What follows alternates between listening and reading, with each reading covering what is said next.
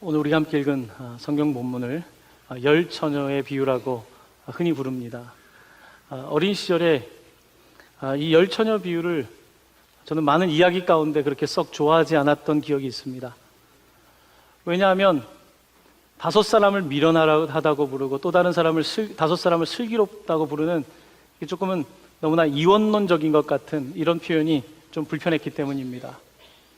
또 좀 제가 게을렀는지 저는 제 마음속으로 슬기로운 다섯 처녀보다는 이상하게 제가 미련한 다섯 사람에 들어가는 어린 시절에 그런 마음을 가지고 있었습니다.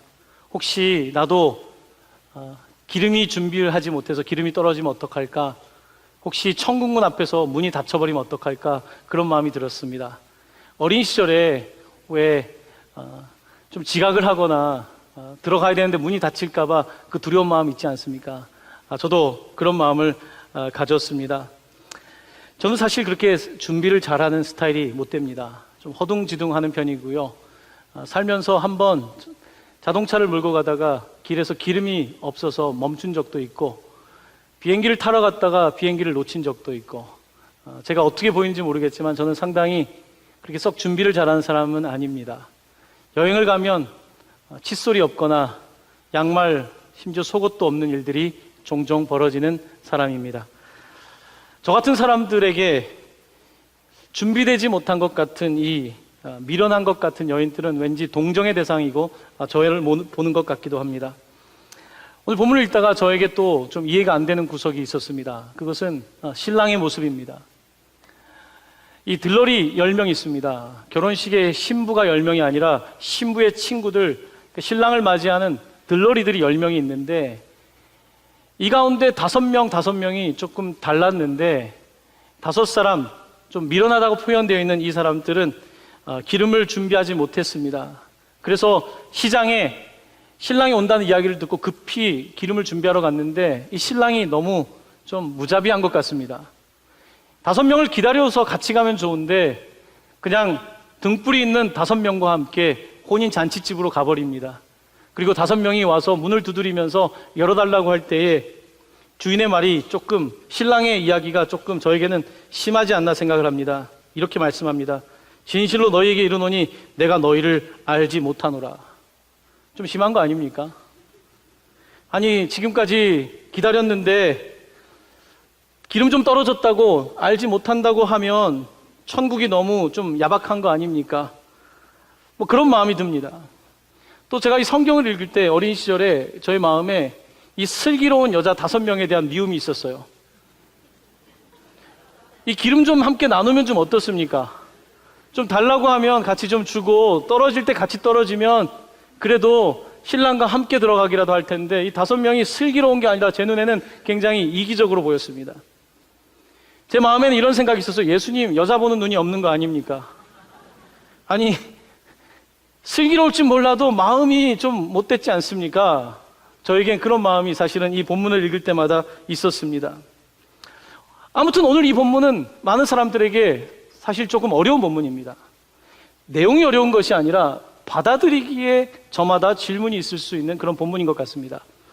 그럼에도 불구하고 어린 시절에 제 마음을 조금 놔두고 본문을 그냥 조금 더 자세하게 좀 보려고 했습니다. 그 가운데 저에게 와닿았던 것은 특별히 준비라는 단어였습니다. 준비. 이 준비라고 하는 단어가 제 마음을 사로잡았고, 저는 이 준비라고 하는 단어에 어떤 의미가 있는지를 조금 원어적으로 찾아보게 되었습니다. 이 준비라고 하는 이 뜻은요, 여러분 보통 우리가 백화점이나 아니면 옷가게에 가서 피팅하러 옷을 입어보러 들어가죠. 그걸 피팅한다 그러죠. 이 준비라고 하는 것은 사실 피팅이라고 하는 의미를 갖고 있습니다. 그러니까 우리가 옷을 입어보는 거 아닙니까? 그러니까 이 몸에다가 옷을 맞추는 것을 피팅이라고 하죠. 혹은 우리가 운동할 때 몸을 만드는 것도 피팅이라고 합니다.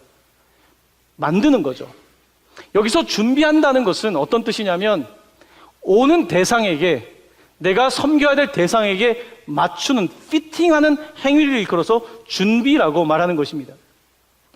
이번 주에 미국에서 대통령이 다녀갔습니다. 미국의 대통령이 특별히 안보가 불안할 때 오다 보니까 대한민국은 더 신경을 썼던 거죠. 더 피팅을 하려고. 대통령 부부에게 또한 손님들에게 더 피팅을 하려고 노력을 했던 겁니다. 준비인 거예요. 우리가 손님을 대접한다는 것은요, 나의 주관적인 내 방식으로 하는 것이 아니라 상대방을 위한 방식으로 하는 것이 바로 준비입니다. 오늘 본문에 보면 그런데 이 준비를 하는 데 있어서 차이가 나는 두 그룹이 있었던 것입니다. 한 그룹은 정말로 신랑의 입장에서 혹시나 일어날 일에 대해서까지 준비를 했고, 또 다른 그룹은 그렇게 하지 못했습니다. 이것이 오늘 본문의 사실은 단순한 이야기입니다. 준비라고 하는 단어는 미래를 준비하는 거죠. 그런데 현재 하는 것입니다. 현재 미래를 준비하는 것을 일컬어서 준비라고 하는데요. 오늘 이 본문 가운데 어쩌면 저와 비슷한 5명의 사람들은 미래를 지금 현재 잘 준비하지 못했던 것입니다. 왜냐하면 상대방의 입장에서 디테일하게 생각을 못한 것입니다. 혹시나 신랑이 늦으면 어떡할까 생각을 못한 겁니다. 당시의 결혼은 밤에 시작되었다고 합니다. 신랑이 도착해야지 결혼식이 시작되는데 신랑이 이런저런 일이 있다가 오는 시간이 정해지지 않았다는 것입니다. 신랑이 늦게 오던 일찍 오던 신랑이 도착하면 결혼식 파티가 시작되는데 이 10명 가운데 5사람은 디테일하지 못했던 것입니다. 여러분, 준비가 되어 있다는 것은 어떤 뜻입니까? 운동선수가 준비되어 있다는 건 어떤 뜻입니까? 자, 국가대표 축구팀에서 준비가 되어 있다는 것은 그 선수가 감독이 콜하면 언제든지 게임에 들어가서 뛸 수 있는 것이 핏되어 있는 것입니다. 준비가 되어 있는 것입니다. 만약에 지금 내가 이름값이 높은 선수이지만 내가 지금 준비가 되어 있지 않으면, 피팅이 되어 있지 않으면, 몸이 만들어져 있지 않으면 그 경기에 임할 수 없는 것입니다. 그는 프로가 아닙니다. 목회자에게 피팅이 되어 있다는 것은요, 육체적인 부분보다는 언제든지 말씀을 전할 수 있는, 언제든지 어떤 상황에서든지 하나님께서 부르시면 가서 마치 운동선수가 경기장에 임하는 것처럼 주의 말씀을 전하고 사역할 수 있는 것, 이것이 피팅이겠죠. 이것이 준비입니다. 하지만 우리는 살다 보면 자꾸 준비를 놓치게 되고 디테일한 부분을 놓치게 되고 그냥 그렇게 대충 지나게 될 때가 있습니다. 자, 오늘 본문의 이야기는 이렇게 준비에 관한 부분인데요. 오늘 본문 1절 말씀을 보시면 이렇게 기록이 되어 있습니다. 오늘 비유는 이렇습니다. 그때에 천국은 마치 등을 들고 신랑을 맞으러 나간 10처녀와 같다 하리니, 천국의 잔치는, 혼인잔치는 열려 있는데 이 혼인잔치를 어떻게 대하는가, 어떻게 반응하는가는 우리에게 달려 있는 것입니다. 그런데 이 천국에 대한 반응이 두 부류가 다르게 나타나고 있는 것을 보게 되는 것입니다. 자, 오늘 본문에 2절부터 4절까지 이 다른 반응을 우리 이미 알고 있지만 다시 한번 2절부터 4절까지의 말씀을 읽어보기를 원합니다. 그 중에 5은 미련하고 5은 슬기 있는 자라. 미련한 자들은 등을 가지되 기름을 가지지 아니하고 슬기 있는 자들은 그릇에 기름을 담아 등과 함께 가져갔더니. 그렇습니다. 차이는 준비의 차이입니다. 여기서 어리석다 혹은 슬기롭다는 단어가 마태복음에서 똑같이 사용되는 그 장이 있습니다. 7장인데요. 여러분 잘 아는 내용입니다. 하나님의 말씀을 듣고 준행하는 사람은 반석 위에 집을 지은 지혜로운 사람, 슬기로운 사람 같고, 하나님의 말씀을 듣고도 준행하지 않는 사람은 모래 위에 집을 세운 미련한 사람 혹은 어리석은 사람 같다. 이 단어가 같이 마태복음 7장에서 사용되고 있는 것을 보게 됩니다. 자, 오늘 본문이 우리에게 말하고 있는 그 지혜 있는 자 혹은 슬기로운 자 혹은 미련한 자, 어리석은 자의 차이점은 미래를 살아가는 우리들이 현재 어떻게 준비하고 있는가에 달려 있다는 것입니다. 인생을 설계하는 데 있어서 미래만 말하는 사람, 비전만 말하는 사람, 지혜로운 사람 아닙니다. 미래를 말하면서 어떻게 준비하고 있는가, 이것이 우리에게 중요한 숙제이겠지요. 저희 동강교회는 통일을 제가 수년 전에 어떻게 북한에 선교하는 것이 쉽지가 않아서 일단 작게나마 저희들이 해마다 통일기금을 준비하고 있습니다. 그거는 단순합니다. 큰 액수는 아니지만 어떻게 준비해야 될까? 분명히 그때가 되면 올 텐데, 통일이 이루어질 텐데 어떻게 해야 될까? 조금씩 준비하는 거죠. 기도로 준비하고 물질로 준비하는 것. 미래에 있을 사건을 그냥 그대로 두는 것이 아니라 무언가 현재 하고 있는 것을 일컬어 준비라고 말하는 것입니다. 오늘 본문에 보면 준비라는 단어가요, 이렇게 사용하는데 10절 말씀입니다. 준비라는 단어가 아주 명확하게 이렇게 사용되고 있습니다. 10절 말씀 저와 함께 봉독합니다. 그들이 살아간 사이에 신랑이 오므로 준비하였던 자들은 함께 혼인잔치에 들어가고 문은 닫힌지라. 아멘. 준비한 사람이 결국은 혼인잔치에 들어갔다라고 말합니다. 2004년에 왕중추라고 하는 사람이 디테일의 힘이라는 책을 썼습니다. 결국은 디테일이 혹은 세부적인 것이 성공과 실패를 가는다라고 하는 책입니다. 이 책의 내용은 뭐 이런 겁니다. 중국에 만연해 있는 대충주의, 중국이 좀 대충주의가 예전부터 있답니다. 그래서 흔히 우리가 메이드 인 차이나 하면 물건을 디테일하게 만들지 않고 대충 만들었을 때 우리가 흔히 메이드 인 차이나라고 말합니다. 조금 더 수준을 올리면 더 훨씬 나은 제품이 될 텐데 늘 거기까지 가지 못하고 대충 완전히 디테일하게 준비하지 못한 상태를 일컬어서 말하는 것입니다. 중국 사람들은 자주 차부더라고 하는 말을 쓴다면 차부더. 이게 제가 중국 발음을 할 줄 몰라서 발음은 못하겠는데요. 한자로는 좀 명확합니다. 차이 날 때 그 차자에다가 부자는 안일부, 더는 다자 있죠. 마늘 다자. 차부다. 한자로 우리 발음식으로 하면 별로 차이가 없다는 뜻입니다. 이게 중국의 문화의 언어의 습관 가운데 있다는 거예요. 그거 별 차이 없어. 이 말이 굉장히 문화적으로 습관적으로 사용된다라고 말합니다. 중국의 군대 문학가 후스 선생은 이 중국에 만연해 있는 이 차부더, 별 차이 없어라고 하는 이 언어 방식을 의인화시켜서 차부더 이야기라는 이야기를 펼쳐서 많은 사람들에게 중국의 대충주의를 비판하는 일을 했다고 하는데요. 차부더 이야기는 대충 이렇습니다. 차부더라는 아이가 어린 시절에 그 집에 있는데 어머니가 아이에게 얘야 가서 백설탕 사와라 했는데 얘는 대충 하는 아이예요. 가서 제가 무슨 설탕 사라 그랬죠? 백설탕. 지금 집중 안 하신 분들은 흑설탕 살 가능성이 있거든요. 이 차부더가 백설탕 사오라고 했는데 흑설탕을 사가지고 온 거예요. 그럼 어머니가 얘야 왜 백설탕을 사오지 않았니 하면 이 차부더는 설탕이 그게 그거죠. 차부더. 별 차이 없어요. 이게 차부더인 거예요. 이 아이가 이제 취직을 했는데 회계를 맡았습니다. 이 아이가 산수를 못하는 아이는 아닌데 뭔가 마무리가 부족한 대충 하는 차부더인 거예요. 그래서 이 아이가 우리 한자에 보면 열십자가, 이게 십자가 마크잖아요. 그 위에 짝대기 하나를 그으면 천자가 되죠. 이 아이가 열십자와 이 천자를 대충 쓴 거예요. 여러분 십과 천은 큰 차이죠. 이래서 회계에서 주인이 너 왜 이렇게 썼냐 했더니 아이 그거 한 획 차인데요 뭐 이렇게 이야기를 한 겁니다. 이 아이가 늘 이렇게 차부더로 뭐 부족해서가 아니라 대충 하다 보니까 상하이에 있는 기차역에서 또 기차를 타는데 2분 늦은 거예요. 2분 늦으면 기차를 놓친 건데 아니 뭐 이렇게 철도청이 2분 가지고 이렇게 열차를 보내 라고 말했다는 것입니다. 차부더가 늙어서 이제 죽을 때가 되었습니다. 그가 병들었습니다.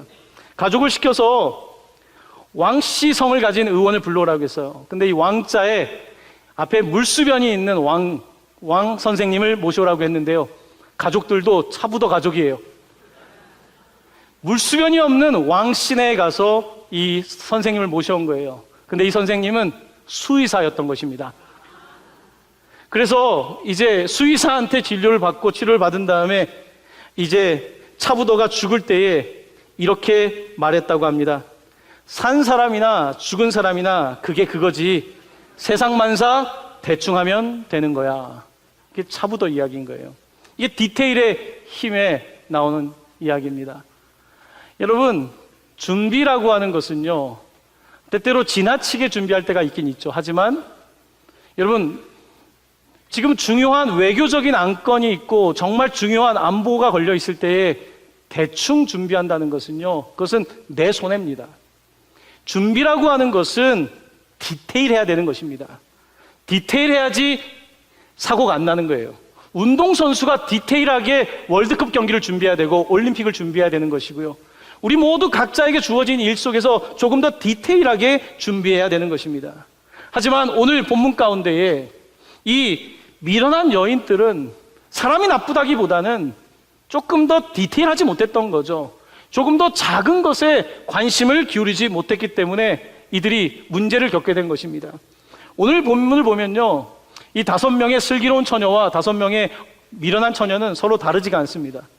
여러분, 보통 외국의 결혼식을 보면 들러리들은 같은 색 드레스를 입고 있습니다. 왜냐하면 신부가 드러나 있기 때문에 신부의 부인, 친구들이 더 화려한 드레스를 입으면 안 돼요. 같은 드레스를 입고요, 비슷하게 단장을 하고 있습니다. 하지만 신부를 더 띄워주기 위한 들러리인 거예요.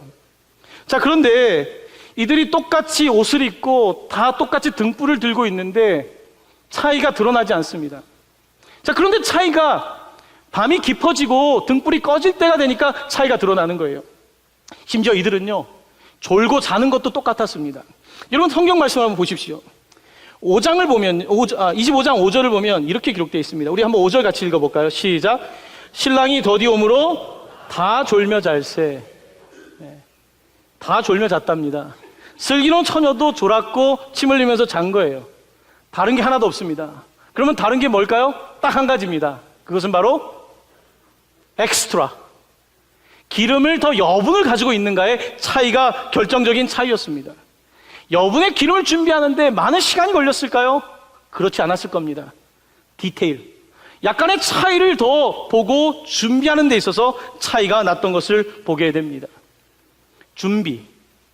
여러분, 우리는 지금 천국을 맞이하는 우리의 준비 자세에 대해서 예수님께서 비유를 말씀하셨는데요, 성경은 흥미롭게 준비라고 하는 단어가 마태복음에 먼저 하나님이 사용하셨다는 것을 보게 됩니다. 여러분들과 함께 마태복음 22장으로 한번 넘어가 보겠습니다. 마태복음 22장 성경을 찾아보십시오. 마태복음 22장을 보면 거기에도 혼인잔치 비유라고 되어 있습니다. 2절 말씀을 한번 보시면 이렇게 되어 있습니다. 천국은 마치 자기 아들을 위하여 혼인잔치를 베푼 어떤 임금과 같으니. 자, 준비를 여인들이 준비한 게 아니라 누가 먼저 준비했냐면 하나님 아버지가 먼저 준비하신 것입니다. 4절 말씀 한번 읽어볼까요? 같이 시작. 다시 다른 종들을 보내며 이르되 청한 사람들에게 이르기를 내가 오찬을 준비하되 나의 소와 살진 짐승을 잡고 모든 것을 갖추었으니 혼인잔치에 오소서 하라 하였더니. 아멘. 저는 이제 이 준비라고 하는 단어에 제가 이번 말씀에 꽂혔다 그랬죠. 이 준비라고 하는 단어를 찾아서 마태복음을 읽다 보니까 이 준비라는 단어가 가장 먼저 사용된 것은 바로 이 마태복음 22장이었습니다. 먼저 혼인잔치가 준비된 거예요.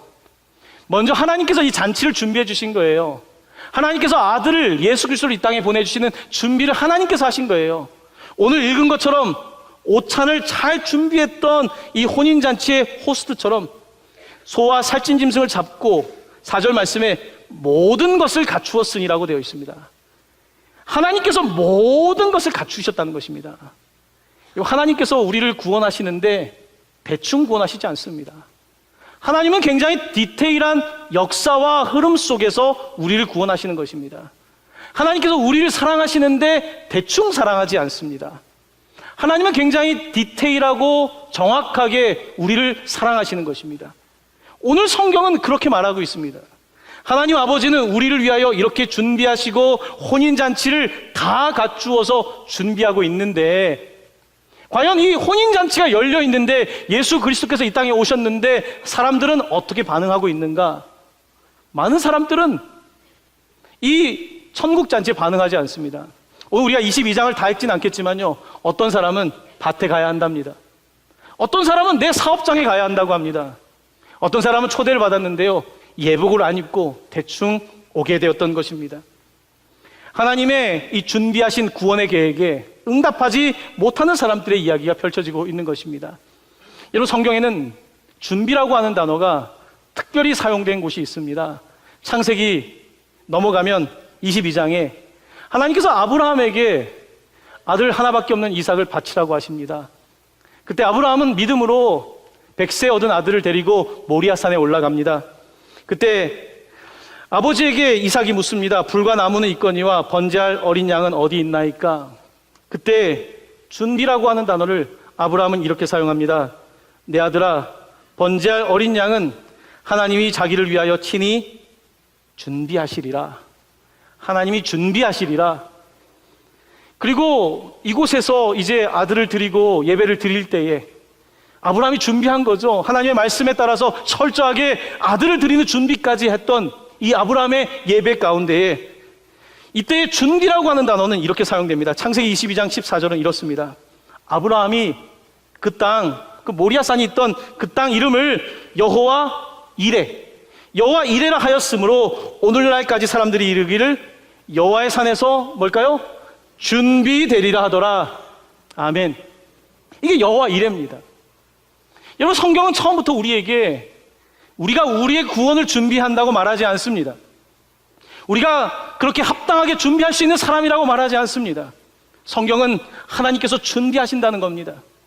이삭을 바칠 때 하나님은 더 준비하신 거예요. 아브라함은 이삭을 바치기 위해서 많이 준비했습니다. 나무도 준비했고 불도 준비했고 가장 사랑하는 아들까지 준비했습니다. 하지만 하나님께서는 더 준비하셨어요. 하나님의 마음엔 무엇이 있습니까? 아브라함이 이삭을 바치기 전에 하나님의 구원의 역사 가운데는 하나밖에 없는 아들 예수 그리스도를 이 땅에 내어주실 계획이 이미 그에게 준비되었던 것입니다.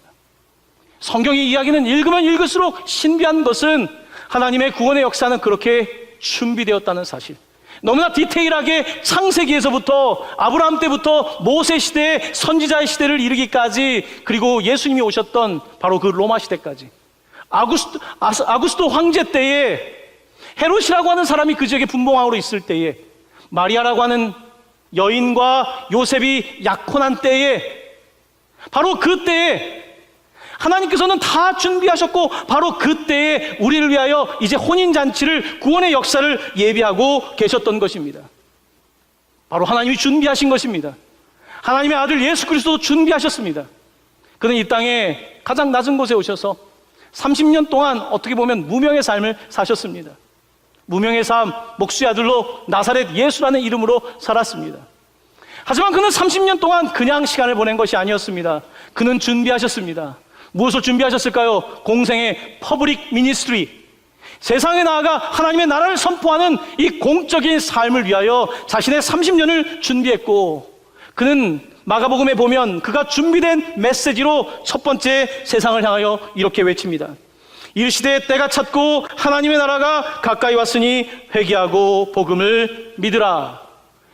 준비된 메시지로 사람들에게 선포할 때에 사람들은 그 말씀에 반응하기 시작했고, 구원의 역사가 예루살렘과 유대와 사마리아와 땅끝까지 전파되는 놀라운 일이 벌어지게 되었던 것입니다. 바로 하나님의 준비가 이렇게 완성되어지는 모습인 것입니다. 하지만 우리는 어떻습니까? 우리의 등불은 어떻습니까? 우리의 등불, 여러분, 신앙생활 한다는 것은 우리 다 지금 등불을 들고 있어요. 지금은 우리에게 어려움이 없기 때문에 등불이 켜져 있죠. 하지만 전쟁이 일어나고 소동이 일어나고 세상이 어두워질 때에 과연 우리의 등불은 여전히 켜져 있을 수 있을까요? 지금은 내가 예수님을 따라가고 있지만 마치 제자들처럼 그날 밤처럼 로마의 군인들이 쳐들어와서 예수를 붙잡는 그 시간에 우리는 과연 등불을 들고 있을 수 있을까요? 지금 현재는 등불이 있지만 엑스트라, 또 다른 기름이 준비되지 않는다면 우리의 삶은 사실은 지금은 켜져 있는 것 같지만 금방 꺼질 수밖에 없는 것입니다.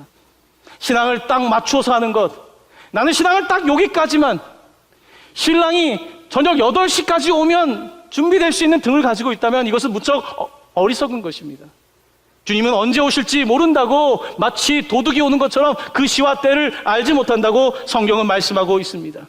우리에게 필요한 것은 바로 기름입니다. 오늘 마리아처럼이라고 하는 노래를 우리가 들었지만 마리아처럼 기름을 준비해야 되는 것입니다. 기름은 성경에 보면요, 여러 가지 의미가 있습니다. 오늘 말씀처럼 올리브 오일은 등불에 사용되는 기름입니다. 또 올리브 기름은요, 사람들을 위해서 질병을 낫게 하는 치유의 기름이기도 합니다. 또한 이 기름은요, 특별히 안수를 받는 왕, 제사장, 선지자를 위하여 그들 위에 붓는 기름이기도 합니다. 특별히 성경에서 기름 부음이란 성령의 역사를 말합니다. 성령의 기름 부으심, 이것을 우리는 바로 불타는 등불처럼 바로 이것을 우리는 기름이라고 부르고 있는 것입니다. 우리의 등에 기름을 준비해야 합니다. 기름을 준비하지 않으면 그때에 우리는 등불을 밝힐 수 없을 것이기 때문입니다. 여러분, 예수님께서는 이 땅에 오셔서 30년을 준비하셔서 3년 동안 공생애를 사시고 이제 그에게 마지막 남은 준비가 있었습니다.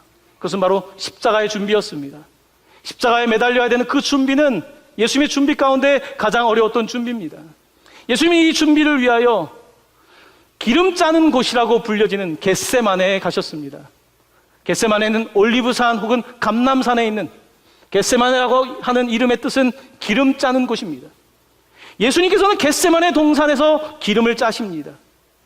여러분, 올리브 짜서 기름 몇 방울 나오겠습니까? 예수님께서는 그곳에서 마지막 십자가를 위하여 준비하시며 기름을 짜십니다. 기도의 기름을 짭니다. 목숨을 다하여 마치 땀방울이 핏방울이 되듯이 그는 기도하시며 아버지, 이 잔을 내게서 옮겨달라고, 하지만 아버지의 뜻대로 해달라는 기도를 드리십니다. 그것이 바로 예수님의 준비, 그 준비가 이제 다 이루어진 거예요. 그래서 예수님께서는 십자가 위에서 돌아가시면서 마지막으로 말씀하십니다. It is finished. 다 이루었다. 이제 결혼 모든 준비가 끝났다. 이제 누구든지 예수의 이름을 부르는 사람들은 구원을 받게 될 것이다. 이제 모든 것은 끝났다. 그가 선포하셨던 것입니다. 이 구원은 대충해서 된 것이 아닙니다. 하나님은 대충 하시는 분이 아닙니다. 하나님은 아주 자세하게 우리의 삶을 아시고 보시고 우리에게 맞게 다가오셔서 구원의 역사를 베푸시는 그와 같은 디테일한 사랑의 하나님이신 것입니다. 바로 그를 우리가 주님으로 모셨기에 우리도 그를 모시기 위하여 준비되어야 하는 것입니다. 준비 없이 그를 맞는 것은 아직까지 신랑을 사랑하지 않는 것입니다. 준비되지 않은 상태로 하나님을 기다리는 것은 우리의 사랑이 아직까지 세상에 더 있는 것이고 나에게 있는 것이고 무언가 다른 것에 있는 것입니다. 그렇습니다. 오늘 말씀은 우리에게 준비하라고 말합니다. 제가 얼마 전에 미국 선교사님이 운영하는 한 대안학교를 방문할 기회가 있었습니다. 크지 않은 학교인데요, 그 선교사님을 만나서 이런저런 대화를 하고 학교가 돌아가는 모습들을 보면서 이 미국 사람들이 다 그렇진 않지만 이 선교사님의 디테일한 준비에 좀 놀랐습니다. 그 당시에는 트럼프와 김정은 사이에 전쟁에 대한 서로 위협이, 그 공방이 가장 치열했던 때입니다. 제가 갔을 때, 목사님, 학교에서 가장 중요한 것은 뭘까요? 안전이었습니다. 선생님의, 그 교장 선생님에게는. 그래서 전쟁이 일어나면 우리 아이들이 피할 대피소가 A 대피소와 B 대피소와 이런 게 있다고 하면서 저에게 홈페이지에 가시면 목사님이 있는 교회에도 대피소가 있으니까 목사님 이것을 먼저 해야 합니다. 그리고 저를 또 데리고 가서요, 큰 투명 박스에서 먹을 거를 보여주시는 거예요. 목사님, 이것은 전쟁이 나면 우리 아이들이 먹을 식량입니다. 이곳에 있는 주스와 간단하게 먹을 수 있는 이 스낵들은 날짜가 이제 지나기 전에 다 간식으로 소비하고 또 이것을 계속 사서 이곳에 채워 넣습니다. 우리는 아이들의 안전이 가장 중요하다고 생각합니다. 이렇게 이야기를 하는 거예요. 우리는 그렇게까지 느끼지 않지 않습니까? 우리 그렇게까지 준비 안 하지 않습니까?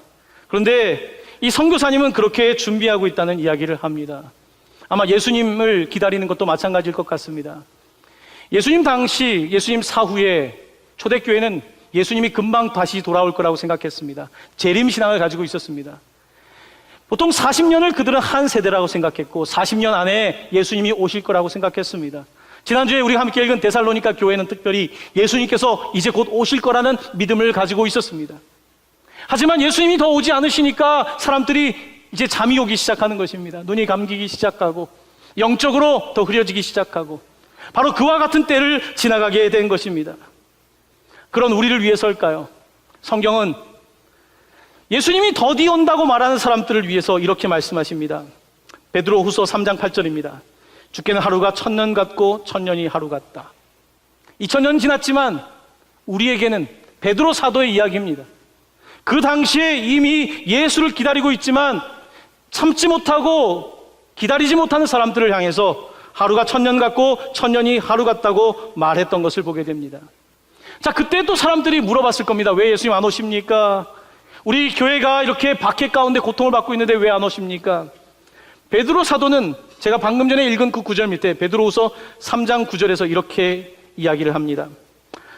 한번 같이 찾는 것이 여러분에게 좀 도움이 될 것 같습니다. 베드로후서 3장 9절 말씀 한번 여러분 성경 가지고 계신 분들은 함께 찾기를 원합니다. 베드로후서 3장 9절 말씀입니다.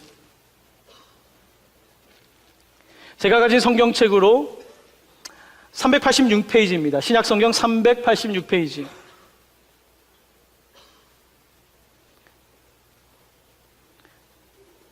신약성경 386페이지 베드로후서 3장 9절입니다. 저와 함께 이 말씀 함께 봉독합니다. 주의 약속은 어떤 이들이 더디다고 생각하는 것 같이 더딘 것이 아니라 오직 주께서는 너희를 대하여 오래 참으사 아무도 멸망하지 아니하고 다 회개하기에 이르기를 원하시느니라. 아멘. 하나님께서 준비가 되셨지만 기다리고 있다는 것입니다. 이미 밥이 다 되어서 먹을 수 있겠지만, 혼인잔치가 다 준비되었지만 바로 우리 때문에 하나님께서 더 기다리시고 있다고 말씀하고 있는 것입니다. 성경은 우리를 향하여 오늘 비유를 통해서 마지막으로 말씀하십니다. 그런즉 깨어있으라. 너희는 그 날과 그 때를 알지 못하느니라. 여기서 깨어있으라고 하는 단어는 당시에 마태의 복음을 들었던 사람들뿐만 아니라 이것은 진행형입니다. 계속해서 깨어있으라. 계속해서 깨어있으라. 너희는 그날과 그때를 알지 못한다고 말씀하고 있습니다. 여러분, 10명의 여인들이 다 잤습니다. 자지 말란 이야기가 아닙니다. 졸지 않으란 이야기가 아닙니다. 우리는 잘 수 있고 졸 수 있는 사람들이지만 집중하십시오. 산만해지지 마십시오.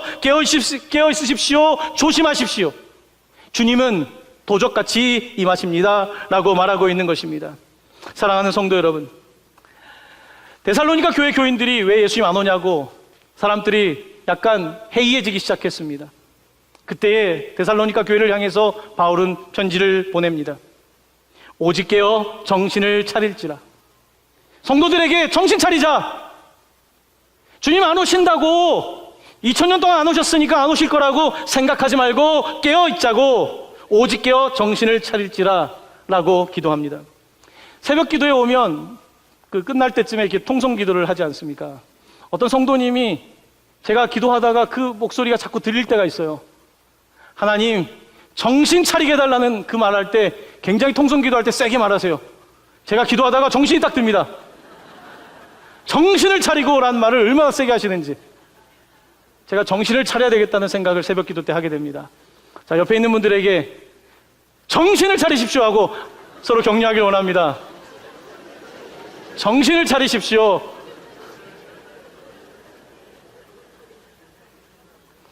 그 정도에서 정신이 들겠습니까? 그 정도에서 정신이 들겠습니까? 다시 한번 이번에는 너무 정신 차리라고 세게 이야기하면 좀 그러니까 따뜻한 목소리로 정신 차리세요 라고 서로 인사하겠습니다. 정신 차리세요. 네, 깨어서 정신 차리세요. 네. 오늘 우리가 함께 이 말씀을 통해서 정신도 차리고 기름, 이거 기름 우리가 못 채웁니다. 신앙생활 우리가 못 채웁니다. 성령님께서 채우시는 것입니다. 성령의 기름을 채워 주시옵소서. 계속해서 탈 수 있도록 채워달라고 기도하시며 은혜 가운데 나아가는 여러분 되시기를 예수님의 이름으로 간절히 축원합니다. 아멘.